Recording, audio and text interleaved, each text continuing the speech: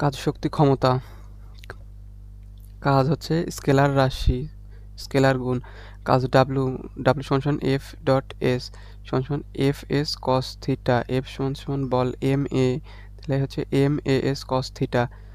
অবস্থান vector W সমান সমান এফ ডট আর। একক, কাজের একক নিউটন মিটার বা জুল, ব্যবহারিক একক হচ্ছে জুল। কাজের অভিকর্ষ একক কেজি মিটার। মাত্রা M L T inverse two, M L square T inverse two, কাজের মাত্রা হচ্ছে M L square T inverse two. কাজ, শক্তি, টর্ক, বলের ভ্রামক, দ্বন্দ্বের ভ্রামক, এগুলোর মাত্রা সব একই। কাজের মাত্রা কোনটি? আমরা জানি কাজের মাত্রা M L square T inverse two. কাজের সর্বোচ্চ ও সর্বনিম্ন হওয়ার শর্ত, মানে কাজ সর্বোচ্চ হবে কখন, সর্বনিম্ন হবে কখন। কজের মান যদি 0 ডিগ্রি অর্থাৎ থিটার মান যদি 0 ডিগ্রি হয় তাহলে কাজের পরিমাণ হচ্ছে সর্বোচ্চ। আমরা জানি কজ 0 ডিগ্রির মান 1। তারপরে থিটার মান যদি 180 ডিগ্রি হয় তাহলে কাজের পরিমাণ হয় সর্বনিম্ন। আমরা জানি কজ 180 ডিগ্রির মান হচ্ছে -1। থিটার মান যদি 90 ডিগ্রি হয় তাহলে কাজের পরিমাণ 0, কজ 90 ডিগ্রির মান হয় হচ্ছে 0। কাজের শর্ত, ধনাত্মক কাজ, ধনাত্মক কাজ হচ্ছে 0 থেকে 90 ডিগ্রির মাঝখানে থাকলে ধনাত্মক কাজ হবে। ঋণাত্মক কাজ হবে হচ্ছে 90 থেকে 180 ডিগ্রির মাঝখানে থাকলে। আর শূন্য কাজ, কাজ কখন শূন্য হবে, যখন থিটার মান 90 ডিগ্রি। শূন্য কাজের ক্ষেত্রে বোঝা মাথায় নিয়ে দাঁড়িয়ে থাকলে কেন্দ্রমুখী বল দ্বারা কৃত কাজ শূন্য, সংরক্ষণশীল বল দ্বারা কাজও শূন্য।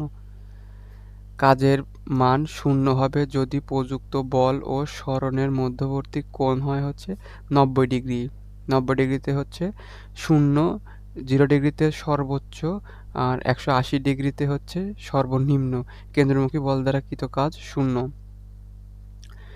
সংরক্ষণশীল বল, অসংরক্ষণশীল বল, যেকোনো একটা পড়লেই হবে। সংরক্ষণশীল বল, অসংরক্ষণশীল বলের মধ্যে যেকোনো একটা পড়লেই হবে। অসংরক্ষণশীল বল হচ্ছে ঘর্ষণ বল, সবল বল, সান্দ্র বল, দুর্বল বল, যেকোনো একটা মুখস্থ করলেই হবে।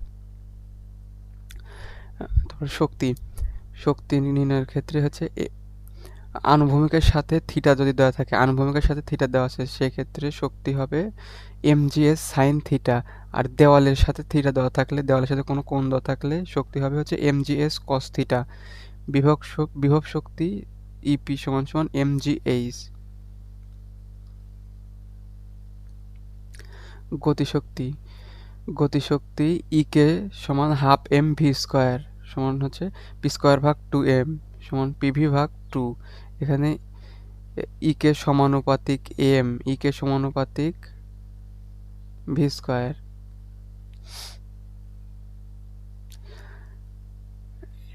আর হচ্ছে ইকে সমানুপাতিক হাফ এম ভি স্কোয়ার, সেক্ষেত্রে হচ্ছে ইকে সমানুপাতিক এম যখন ভি কনস্ট্যান্ট থাকবে, তাহলে ভারী বস্তুর গতিশক্তি, গতিশক্তি বেশি। ইকে সমান পি স্কোয়ার ভাগ 2m। এই সমীকরণে ইকে সমানুপাতিক 1/m, এখানে পি কনস্ট্যান্ট।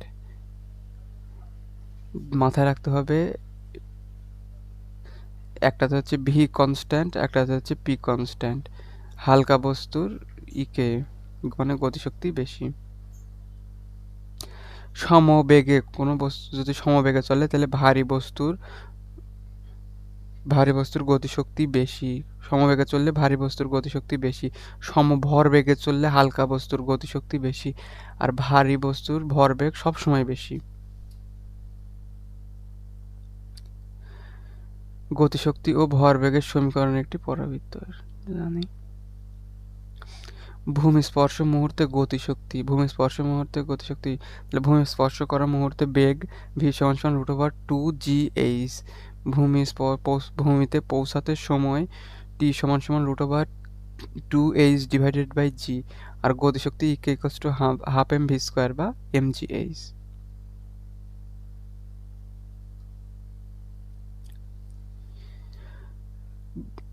এইচ উচ্চতা থেকে একটি বস্তুকে ফেলে দিলে যদি এক্স উচ্চতায় বস্তুর গতিশক্তি হচ্ছে বিভব শক্তির n গুণ হয় তবে x সমান সমান h divided by n plus 1। এখানে দেখা লাগবে হচ্ছে গতিশক্তি বিভব শক্তির কত গুণ? গতিশক্তি বিভব শক্তির কত গুণ সেটা খেয়াল করতে হবে। এইচ হচ্ছে যে উচ্চতা থেকে ফেলবো সেই উচ্চতা, এক্স হচ্ছে যে উচ্চতা এন গুণ হয় সেটা।